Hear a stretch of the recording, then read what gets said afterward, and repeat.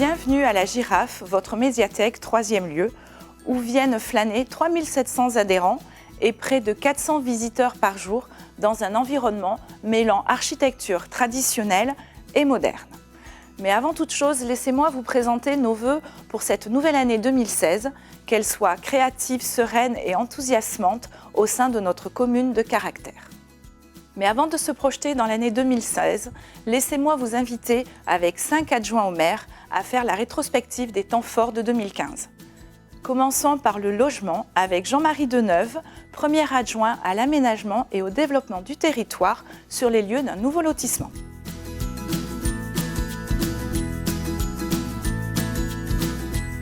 Nous nous trouvons au domaine de Coulon qui se trouve entre la route de Plélan et le chemin de la Roche, à l'extrémité ouest de Montfort, entre la ville et la forêt. Nous sommes ici pour un nouveau projet qui a démarré déjà depuis le milieu de cette année, 2015, qui comprend 80 lots individualisés dans ce domaine de Coulon, 28 pour un logement collectif, répartis en 3 tranches, où nous accueillerons des nouveaux Montfortais le plus rapidement possible, puisque déjà 4 permis de construire ont été déposés et dans la première tranche, près de 60%, il y a déjà des compromis de vente.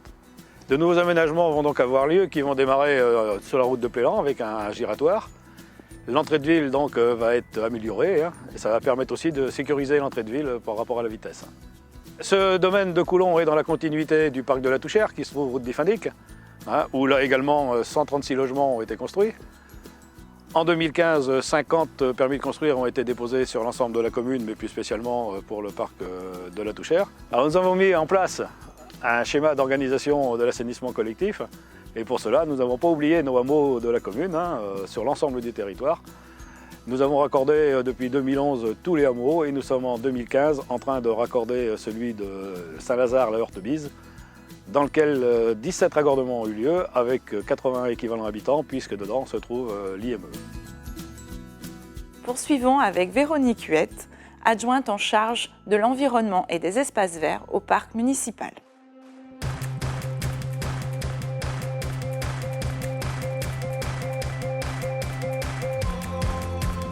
Montfort en 2015 s'est engagé dans une démarche environnementale qui passe par la mise en valeur du cadre de vie des habitants et également dans une démarche plus environnementale avec un engagement fort au niveau de la ville. La mise en valeur du cadre de vie passe par tout ce qui est embellissement des massifs et la démarche environnementale cette année est passée par la non-pratique de pesticides. Donc on est véritablement dans une démarche zéro phyto où là aujourd'hui la ville est vraiment avec des pratiques différentes, alternatives, sans produits.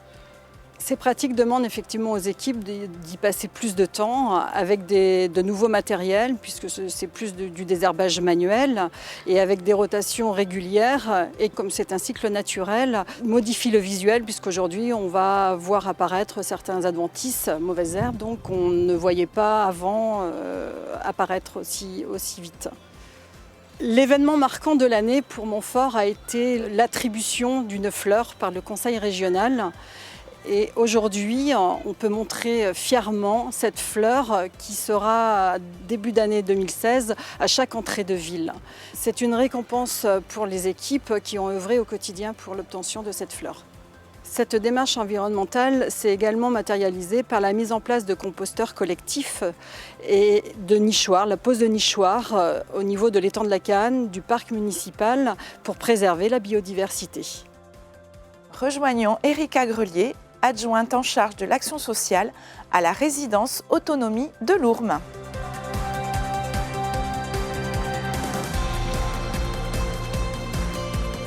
Cette année, au mois de septembre 2015, ça a été l'occasion de marquer les 40 ans de la résidence et nous en avons profité pour inaugurer un parcours santé qui a été le résultat d'un travail sur toute l'année 2015 en partenariat avec les équipes de professionnels et résidents, une ergothérapeute, une kinésithérapeute.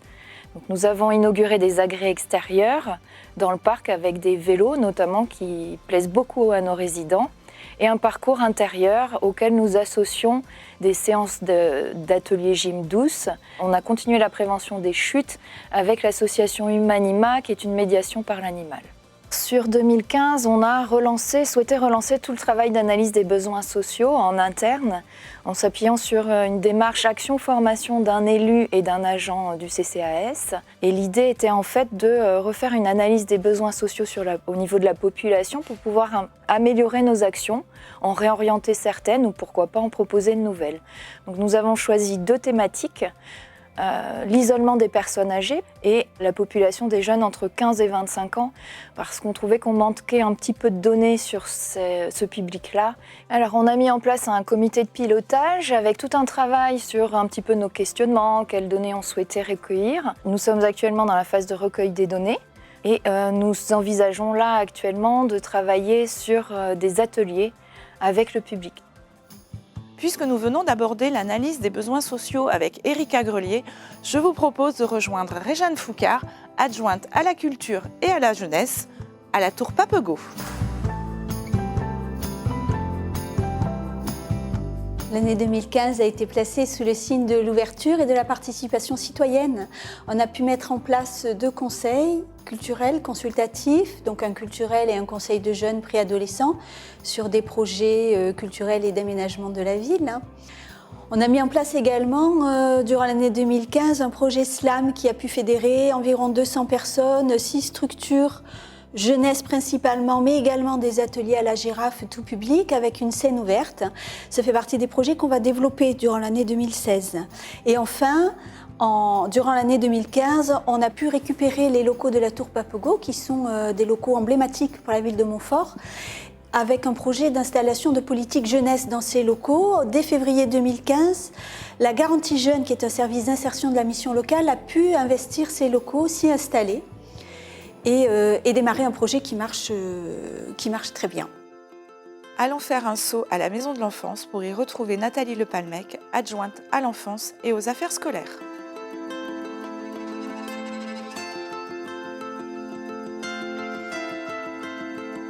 Depuis la mise en place de la réforme des rythmes scolaires, donc Montfort-sur-Meux a mis en place depuis plus d'1 an maintenant ces nouveaux temps, ces TAP, temps d'activité périscolaire, donc proposés aux enfants de nos écoles. Donc c'est environ 40 activités qui sont proposées en lien avec des animateurs, des associations, des bénévoles. C'est environ 150 enfants qui participent à ces activités. Donc ces nouveaux temps d'activité périscolaire ont été mis en place grâce à une concertation entre la mairie, les familles, les enseignants des écoles. Et donc s'en est suivi d'une évaluation où vraiment en ressort une grande satisfaction, aussi bien au niveau des enfants que des familles. Donc on peut conclure que vraiment c'est une plus-value apportée par la ville de Montfort sur ces nouveaux temps.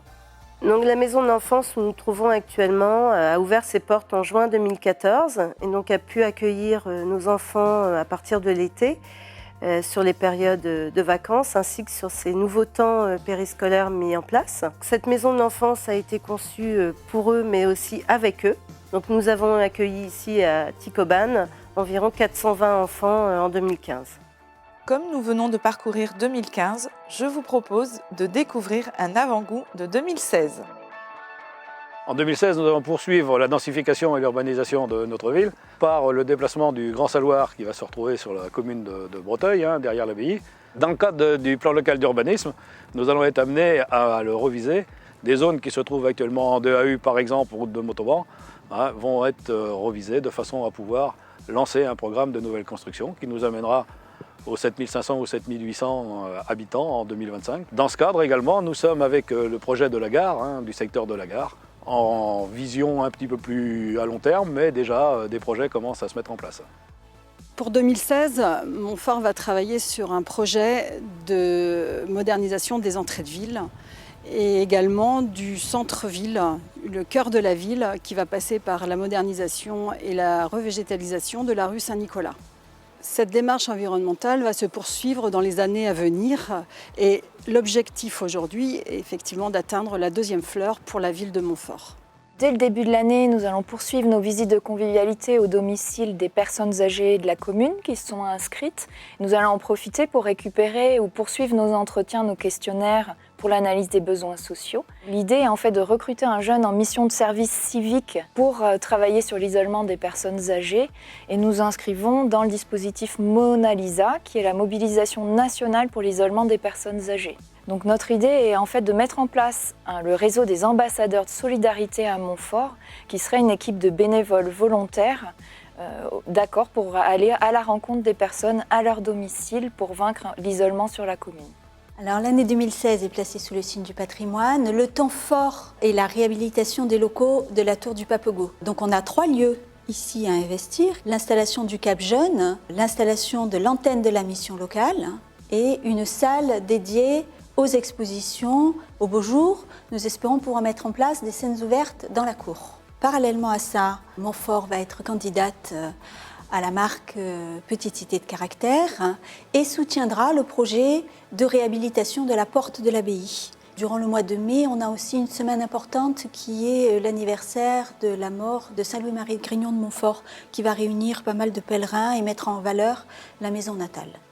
Depuis septembre 2015, nous sommes en concertation au niveau des familles en lien avec l'Office public de la langue bretonne pour un projet d'ouverture en maternelle de classe bilingue français-breton. Nous serions les premiers à ouvrir une classe bilingue français-breton au niveau du pays de Brocéliande.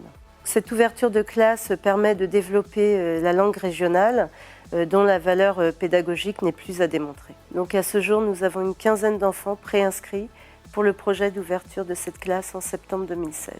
2016 sera placé sous le signe de l'aménagement et notamment au travers de l'ouverture du nouveau parc commercial du Gouzet, situé sur la route de Rennes, sur la commune de Bédé, juste à proximité de la zone des Tardivières. Ce nouveau parc commercial, qui a été décidé par Montfort Communauté, proposera 10 000 m² de surface commerciale, dédiée à la maison et au service, à la personne.